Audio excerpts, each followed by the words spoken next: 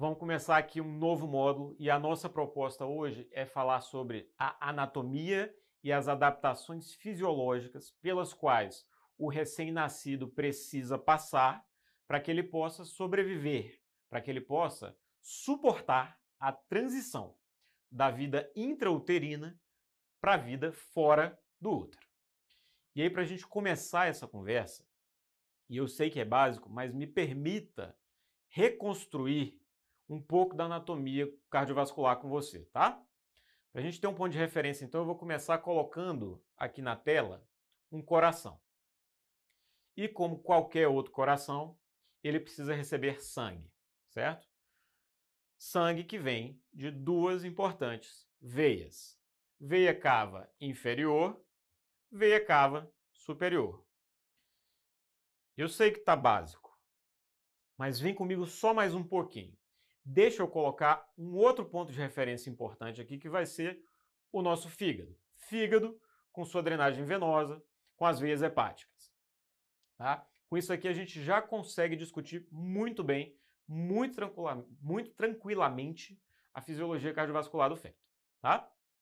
Seguinte, eu sei que você sabe que tem um órgão que existe especificamente no feto. Um órgão que é exclusivo dessa fase da vida e que é especialista, um órgão especializado na captação de nutrientes e na oxigenação do sangue fetal. Então tá aqui, prazer, placenta. Tá? Então vamos lá. Sangue fetal chega na placenta, sangue materno chega do outro lado da placenta. Acontece a troca, o sangue é enriquecido com nutrientes e oxigênio e agora a placenta precisa devolver esse sangue para o feto. Como é que ela vai fazer isso? Através do cordão umbilical. Pausa. Nesse momento é importante que você perceba uma coisa que já foi questão de prova. Antes do sangue chegar na veia cava inferior, uma parte do sangue vai parar no fígado. Observe ali, raminho saindo do cordão umbilical e entregando sangue oxigenado, sangue rico, sangue nobre ao fígado. Perfeito? Por que eu estou enfatizando isso? Porque na prova já apareceu assim, olha, qual que é o primeiro órgão que vai receber sangue da placenta quando dela sai o cordão umbilical? E aí bastava você lembrar que no caminho da veia cava inferior existia um fígado. Você marca fígado, gabarita a sua questão, passa para a próxima. Tá? Era só isso. Agora perceba o seguinte, ainda que esse cordão umbilical deixe sangue ali no fígado, outra parte, uma boa parte desse sangue, tá? Cerca de metade desse sangue, consegue escapar do fígado e chegar na veia cava inferior. Como que isso acontece? Existe no feto uma conexão entre cordão umbilical e veia cava inferior, certo? E aí é importante que você saiba também o nome dessa conexão. Naturalmente, pode aparecer na sua prova, então lembra para mim, estou falando para você, do ducto venoso. O ducto venoso faz com que boa parte do sangue chegue sem contaminação e evita que o sangue seja roubado antes de ser entregue à veia cava e ao coração. Tá? Então é o seguinte, vamos lá. O sangue chegou na veia cava inferior, a veia cava inferior agora, além de ter o sangue venoso, que é normal em todo mundo, ela passa a ter sangue oxigenado, sangue arterializado, certo? E esse sangue chega ao átrio direito. E aí olha uma coisa muito interessante. Por questões anatômicas de alinhamento da veia ali, quando esse sangue entra, ele vai entrar direcionado para o septo interatrial. E aí, como você está vendo na tela, o septo interatrial do feto, diferente da maioria dos adultos, tem um buraco, certo? Tem um buraco ali no meio. Esse buraco também tem um nome de grande importância para nós, é o forame oval, tá? Vem comigo. Quando esse forame oval permite que o sangue oxigenado da placenta passe direto para o átrio esquerdo, como você está vendo agora na tela, eu garanto que sangue rico, sangue nobre, sangue de alta qualidade consiga alcançar o meu ventrículo esquerdo. Qual que é a vantagem disso?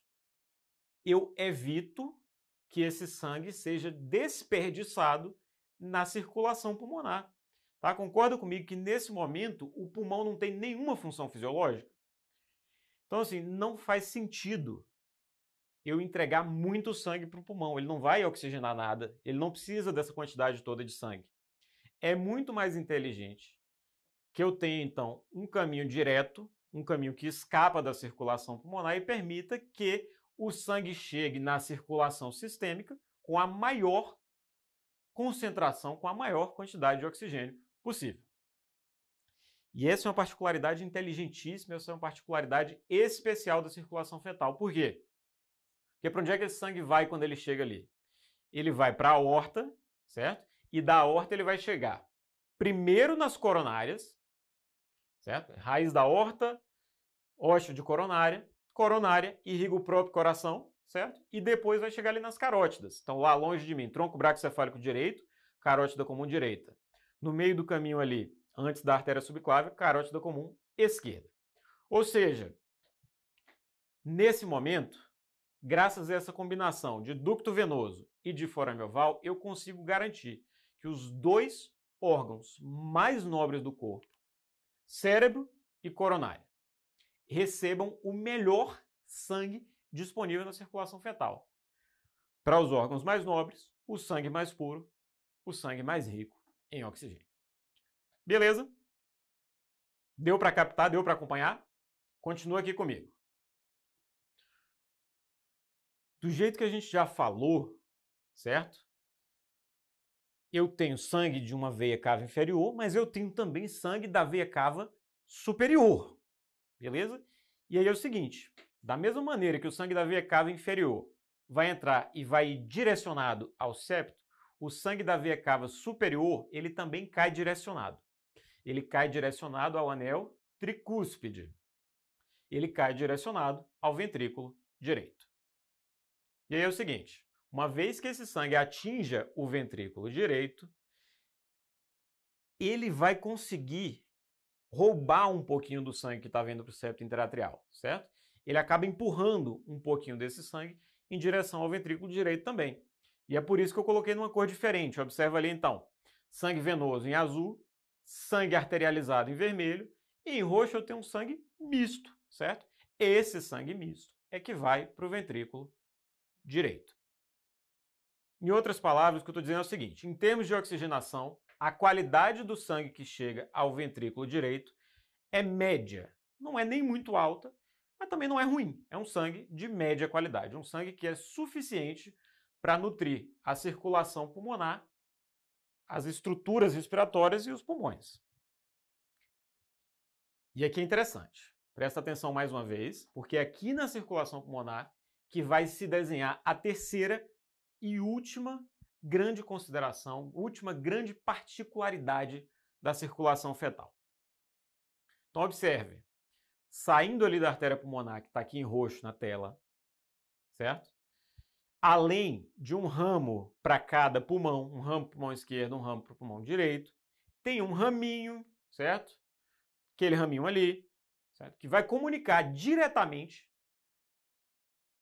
dois grandes vasos de enorme importância, certo? Então esse raminho comunica diretamente a artéria pulmonar e a aorta, certo? Esse vasinho, esse raminho, essa estruturinha ali pequenininha, não está chamando a atenção de ninguém, é nada mais, nada menos do que o famoso ducto arterioso. E aí eu preciso que você preste muita atenção. Presta atenção no ponto de inserção, no local onde a conexão entre a artéria pulmonar e a aorta acontece, certo? Inclusive já apareceu na prova também, então grava. O ducto arterioso se insere na aorta descendente, tá? E por que eu estou chamando sua atenção? Repara, uma vez que o sangue que veio da artéria pulmonar, através desse bypass, dessa roubadinha, consegue entrar na aorta, ele vai contaminar o sangue da aorta. Então, a aorta tinha um sangue rico, um sangue puro, um sangue nobre. Dali para frente, esse sangue vai se misturar com o sangue de menor qualidade, que era o sangue que estava vindo da artéria pulmonar.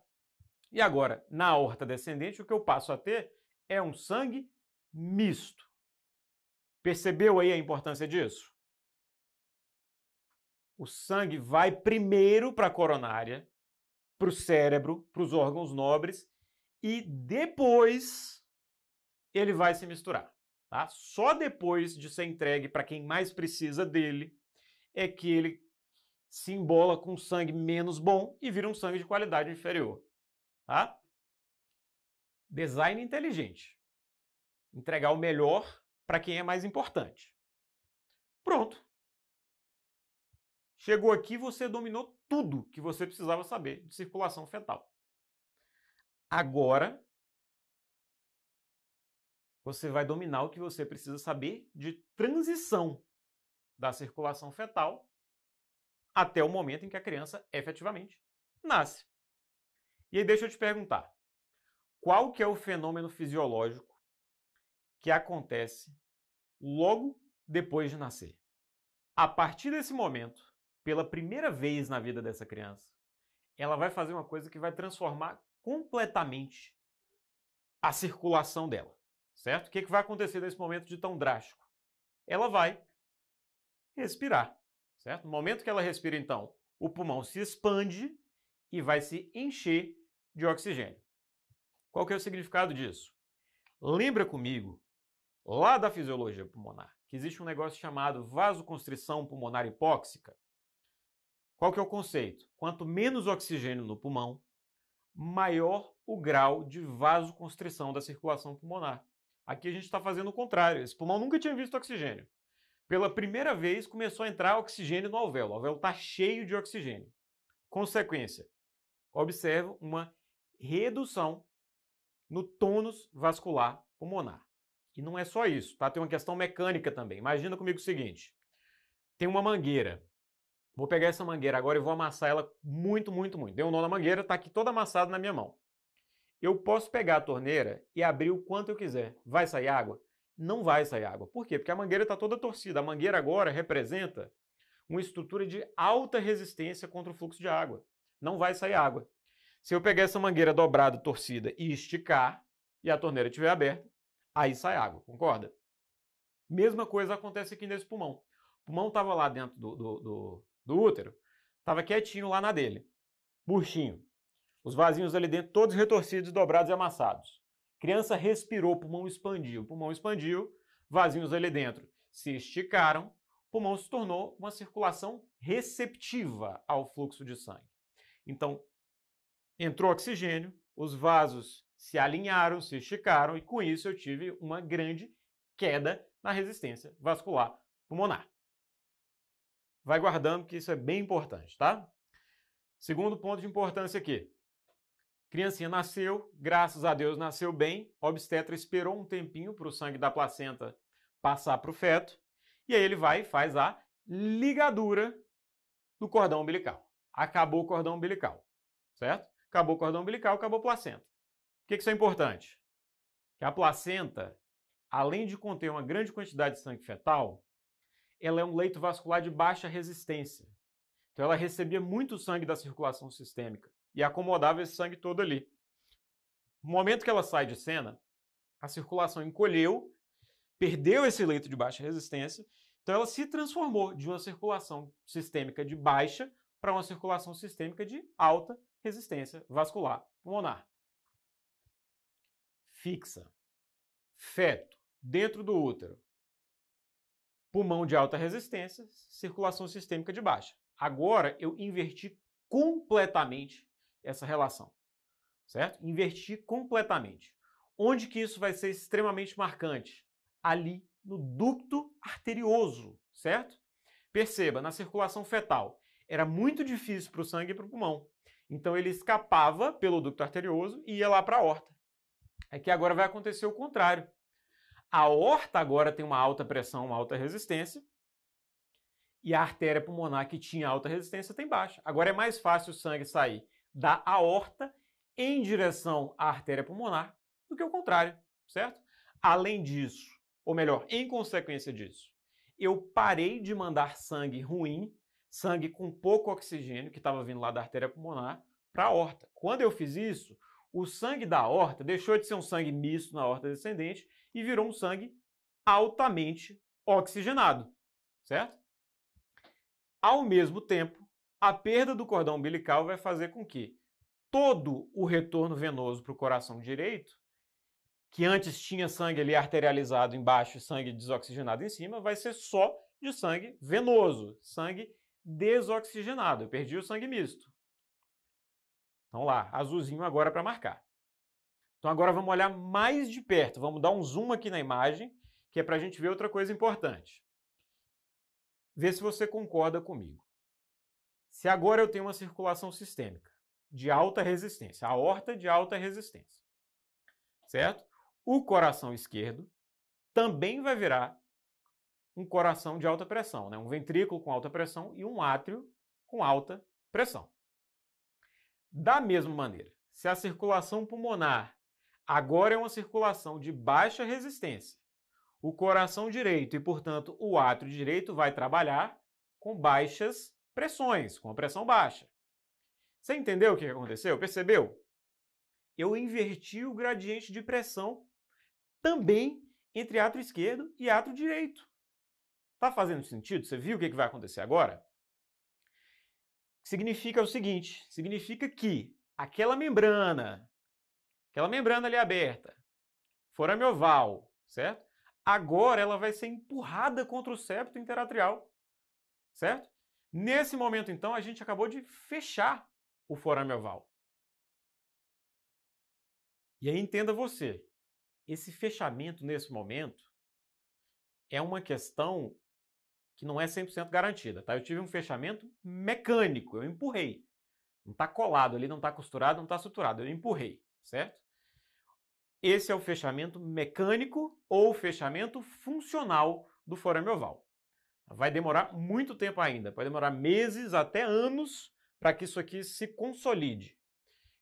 Mais do que isso, em algumas pessoas, pode chegar até 1/3 da população. O número exato varia de livro para livro, tem livro que fala 10%, tem livro que fala 20%, tem livro que fala 30%, certo? Em 1/3 da população, ele nunca vai se fechar por completo. São pessoas que vão ter uma comunicação interatrial, é um forame oval patente. Tem repercussão clínica? Na maioria das vezes não, porque a própria pressão do átrio esquerdo sendo maior do que a do direito impede o shunt direita-esquerda. Mas, em 1/3 das pessoas, isso não vai fechar nunca. Agora, repara comigo uma outra coisa aqui. Se agora eu consigo isolar de maneira efetiva, eu consigo separar de maneira efetiva o coração direito do esquerdo, agora eu consigo fazer com que o sangue que vai passar através da aorta seja um sangue realmente rico em oxigênio. E aí vem comigo. Se a pressão da aorta é uma pressão maior do que a pressão da artéria pulmonar, e esse sangue está rico em oxigênio, faz sentido para você que agora o sangue que vai passar dentro do ducto arterioso vai ser também um sangue rico em oxigênio? Porque agora ele está indo da aorta em direção à artéria pulmonar? Então olha aqui na imagem. O que acontece então? Por que na vida fetal esse ducto arterioso funciona e permanece aberto? Duas coisas. Tá? Duas coisas mantêm o ducto arterioso aberto. Uma delas é a baixa pressão de oxigênio, certo? Quando o oxigênio está baixo, o ducto arterioso abre. Isso é uma coisa inerente dele. Só tem que saber que é assim, tá? Mas tem outra coisa. E é uma coisa que você até viu, mas agora a gente vai ter que destacar, que é o seguinte.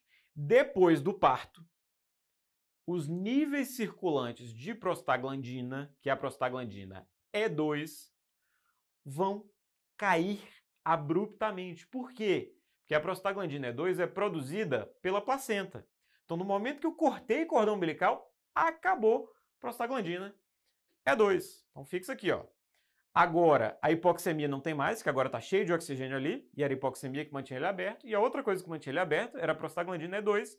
Eu tirei também. Qual que é a consequência, em outras palavras? O nascimento, a respiração e as relações hemodinâmicas vão levar ao fechamento funcional do ducto arterioso. Esse é um processo que é tão rápido e tão eficiente que no segundo dia de vida, o ducto já está funcionalmente fechado. Só presta atenção aqui para não confundir, tá? Eu acabei de falar, novamente, que eu estou falando de fechamento funcional. O fechamento verdadeiro, o fechamento anatômico, a fibrose do ducto arterioso, vai acontecer entre a segunda e a terceira semana de vida. E guarda, porque já foi questão de prova, tá? Beleza então, pessoal. Encerramos. Abordamos direitinho aqui aquilo que tinha que ser discutido referente à circulação fetal e à transição para a circulação neonatal, certo? Eu vou deixar uma parte 2 para essa aula, que é só de resolução de questão, mas eu sugiro que você assista, porque tem algumas complicações inerentes à circulação fetal que a gente vai discutir na resolução dessas questões, tá? Então a gente se vê no próximo vídeo daqui a pouquinho.